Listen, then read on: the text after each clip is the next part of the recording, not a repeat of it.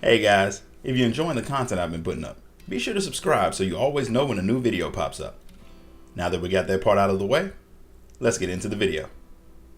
Final Fantasy XIV is a massive game with thousands of hours of content. What I'm going to do here is break down some of the major plot points for those of you who want to know more about Eorzea, but may not have time to experience it all firsthand.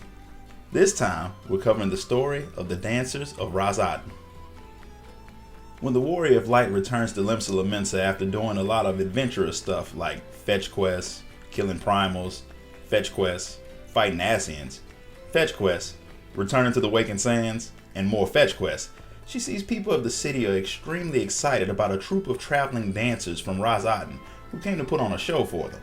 Who wouldn't want to see the foreigners from across the sea display their skills, so of course you go to check them out.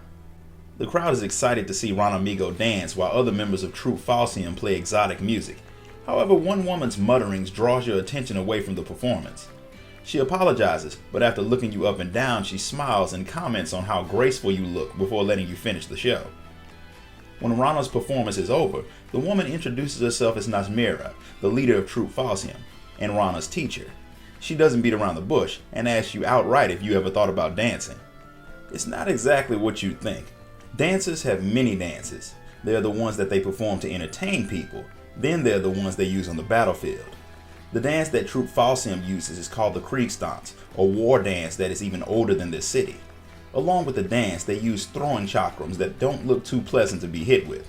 Skills that the Warrior of Light could definitely use, since the dances have mystical abilities that do all types of things. They're basically mages who twirl and throw boomerangs at people. Who wouldn't want to do that? The main reason Najmira brought the troupe to Eorzea is to try and ease the tensions of the people with a bit of entertainment. The constant wars with the Garleans, gods, and beast tribes is taxing on the minds of the common people, and Najmira thinks that the troupe can give a bit of peace. But she was injured during the trip, and Rana is the only other dancer that she brought. The girl is good, but doing the entire tour alone may be too much, which is why she asked you to join. Honestly, the Warrior of Light would have helped out even if she didn't get anything out of it. Getting trained to be a dancer is an added bonus. After accepting the offer and becoming a part of the troupe, Rana lets you know that she's happy you joined, but you'll never be better than she is. I have noticed that while the Warrior of Light excels at everything when it comes to battles where you're using the echo and such, your teachers of the various arts do tend to be as good as you or better for the most part, so Rana's statement might be true. After Najmira gives you a change of clothes that turns out to not be the gear that Rana was wearing, which I was sad to find out was the level 80 job gear that you get much later, she fills you in on the troupe's plan. They have 4 places they intend to visit: Ul'dah, Gridania, Ishgard, and Alamigo. But since the Dragon Song War only just ended, and the Garleans are still fighting in Alamigo, it may be safer to save those trips for a little later. However, there's one more issue. They aren't exactly rolling in money, and they need someone to sponsor their trip. The fact that they left their homeland without enough money to fund their expedition has to be the dumbest thing I've heard in a while, but one of Najmira's friends from Eorzea introduced her to a merchant who likes to promote different forms of creative expression. The man has agreed to fund the tour if they give him a private performance. A good one. Something special that he's never seen before. At first, Najmira couldn't think of anything since the man is probably extremely well traveled and most likely seen a lot, but with you joining the troupe, she finally came up with an idea. The show will be Rana guiding you through the beginning stages of being a dancer in a performance she calls A Flower Blooms on the Battlefield. As the final act, Rana will play the role of a villain trying to kill you in the most flashy way possible, while you do the same while trying to stay alive. And trust me, Rana is going to get very into the role. Now that the idea is ironed out, you head to meet Najmira's contact at Costa del Sol, who turns out to be Gegaruju, the not-so-bright connoisseur of all things fine, elegant, and catgirl. He's an idiot. In fact, when I have time, I'm going to put together a montage of all the times he looks stupid and just post them for your viewing pleasure. Idiot though he may be, he's very rich, and since you've had dealings with him before, mainly when you were getting ready to fight Titan and hunting for an extremely rare wine for a member of the Prima Vista's crew, he's shocked to see you dancing since adventuring should have paid you way more. Clearly he hasn't seen how little gil comes from quest rewards, but I digress. Seeing you there makes him even more excited for the show, and it is something to see. Things start off slow so you can get the feel of your new weapons and abilities. Then Rana dashes in and does a good job trying to kill you, complete with pulling off some moves that I have yet to see any dancer do. Mainly because she admits that all the explosions were things she set up beforehand to make the show more flashy. Which made sense, because during the fight she seemed more like a blue mage than a dancer, but her plan worked, and Gridania loved the show. He is more than willing to fund your exploits, if Rana sticks around for a bit. He wants to add her to his group of personal catgirl dancers who he pays quite well, but since she's part of a dancing troupe already, she turns him down. He tries to blackmail her, but a threat from the person who took down Titan changes his tune. He even offers to put in a good word with the Syndicate in Ul'dah, the group of powerful people who actually run the city, if Rana will show him some more of her dance moves before you all leave. She's more than eager to do that, since it's always fun to perform your craft in front of an audience who enjoys what you do. Gridania is as good as his word. After a short time, he gets the Syndicate to agree to host your troupe's performance, so it's off to Ul'dah you go. Nashmira thinks it'll be a good idea to put the show on in Stone's Throw, one of the poor refugee settlements outside of the city. The troupe doesn't think it's all that great of an idea, but Nashmira thinks it's perfect, and since she's in charge, that's what's gonna happen. Mainly because of the Kriegstance's power to clear people's minds and hearts of worry. Their whole purpose is to bring joy to those who are suffering. That was their goal in Limsa, however the pirate city's patrons don't really have the same stress level as others due to their rampant consumption of ale. Ul'dah's an entirely different animal. The city feels gloomy, especially in the areas full of refugees, so the troope's gifts should work wonders there. However, before you can even go and see your chosen site, a member of the Brass Blades runs up ordering you to avoid the place. There have been protests and riots in the area, mainly aimed at Ul'dah's rich and powerful, but the Syndicate doesn't want their honored guests getting hurt if the people turn their anger elsewhere. The guard doesn't seem to realize that the entire troupe can fight, and it is their job to quell the unrest of the people. Despite that, he's still not eager to let the dancers do their thing, but since you are an adventurer, you're allowed to try your hand at dealing with the problem.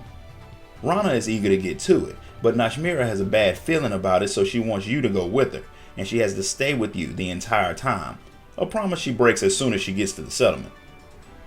You chat with a few people and you find out that some of them have been plotting an attack on the city. When you go looking for Rana to let her know what you found out, someone tells you that she was led off by one of the very people who were plotting the riots. The guy wasn't going to get involved himself since he didn't want to get killed, but he points you in the direction they went and you rush off to save your very naive friend. You arrive in time to stop her from getting murdered, and she confesses that the men had told her they were taking her to the rioters' hideout, something you have to be extremely inexperienced to believe, when their bodies started to sway in a weird way like they were doing some type of strange dance before they attacked her. She'd like to talk more about it just in a safer place, and she needs to file a report with the Brass Blades. While she does that, she wants you to tell Nashmira that she's okay and she's sorry for breaking her word and going off on her own.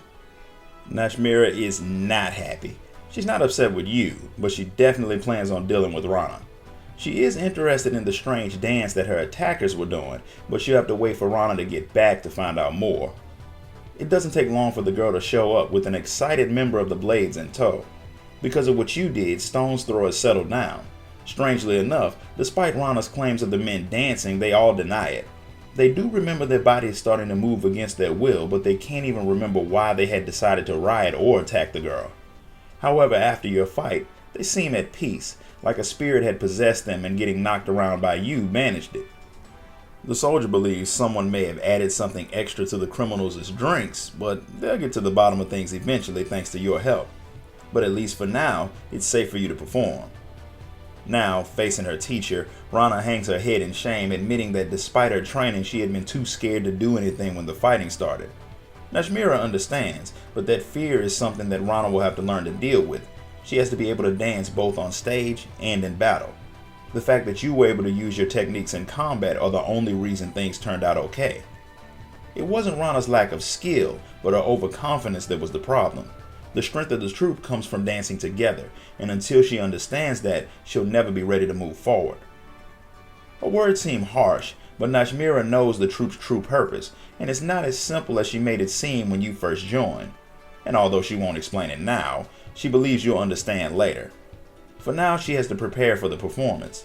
She's gonna let Rana do this one alone while you work on perfecting your moves, And while you're doing that, she also plans to do a bit of investigating of her own because she believes there's a bit more to find out about the dancing riders. After Rana puts on a successful show, it's time to head to Gridania, although the incident with the riders is making Nashmira uncomfortable. So much so that she wants to go to the Adder's Nest as soon as you get to Gridania to see if anything strange has happened there.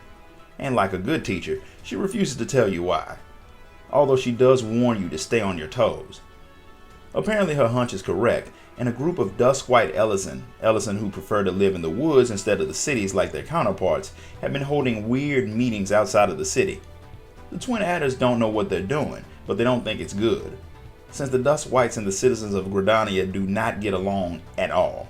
Some people think they're planning some type of attack on the city, because every time people you don't like get together, you're always the topic of conversation. You have to be, because clearly you're all they think about. That was sarcasm if you couldn't tell. Ironically enough, these particular dusk whites have been near the place where Nashmira was planning on putting on her show, so of course the matter needs to be investigated. But this time she's coming with the two of you. The serpent officer doesn't know what a dance troupe could do if things turn violent, but you dealing with the situation would keep it from looking bad from a political standpoint, so he's more than willing to risk your lives to keep things peaceful. In the South Shroud, people say they've seen the Ellison in question, and they were doing some weird dance moves, which makes Nashmira think that the same thing you saw happen in Ul'dah is happening in Gridania. You find the Dust Whites twirling in a circle looking like they just consumed some very potent Resident Evil 3 green herbs, if you know what I mean. They're doing a dance that Nashmira recognizes as the Dance of the Damned. She still won't explain what's going on, but she steps forward to deal with them herself. Her dance moves pulls the darkness out of the Ellison that forms a sprite and attacks her, knocking her down. You step in and deal with it before it can do more damage. She's hurt, but she'll recover. However, she does admit that in her prime, she would have been able to take the thing down with ease. Rana's not so worried about her teacher's defeat as she is about what actually attacked her. She claims she plans on sharing after she finds out a bit more, but first the adders need to be brought up to speed. Of course you do that while Rana takes care of Nashmira's injuries. They weren't that bad, and with a little rest, she'll be as good as new. The Dusk Whites don't remember anything about anything, not the gatherings they were having, the dancing, and any of that. Since the incident is exactly the same as the one in Ul'dah, Nashmira finally decides to tell you what's going on. The strange dance you've been seeing people do is called the Totentanz, or the Dance of the Damned, and the true mission of all dancers is to remove that dance from existence. When the land is overtaken by calamities and war, people's negative emotions begin to grow. These emotions react with the ether of the world, and they take on a form of their own and spread across the land. The weak and the most miserable people are consumed first, and if they aren't helped, they'll lose control of their own minds and bodies, becoming puppets of this negative ether. They have no clue what they do once the Totentanz consumes them. Some have trampled their own children to death during the dance, while others have danced so hard that they tore off their own arms and legs. It never happens in the middle of a crisis because people don't have time to sulk and pout when all of their energy is spent simply trying to survive. But once things calm down and the immediate threat vanishes, that's when emotions run wild and the Totentanz can take hold. And that's what's been happening in Eorzea. That's the real reason Nashmira brought the troupe there. With the Dragon Song War over, and Alamigo more free than it's been in decades, the Totentanz has begun to spread. But the dancers can use their art to draw the darkness out of the people, give it physical form, then destroy it. The dance hasn't struck in centuries, so Nashmira wasn't sure if it had really hit Eorzea, and she didn't want to worry you by telling you that the group you had joined that claimed they danced to fight off people's negative emotions meant that literally. But now that you know the truth, and the dark dance has really begun to spread once again, there's one other thing you should know. The stronger the emotions, the more powerful the negative spirits you'll draw forth. And while Ul'dah and Gridania may have had their share of problems, the issues people have in your next two destinations of Ishgard and Alamigo are far, far worse, which means your attempts to save the people from the Dance of the Damned could cause you to manifest a being with the power of a primal, and nothing says it's only limited to attacking you. And that's where we're going to stop for today.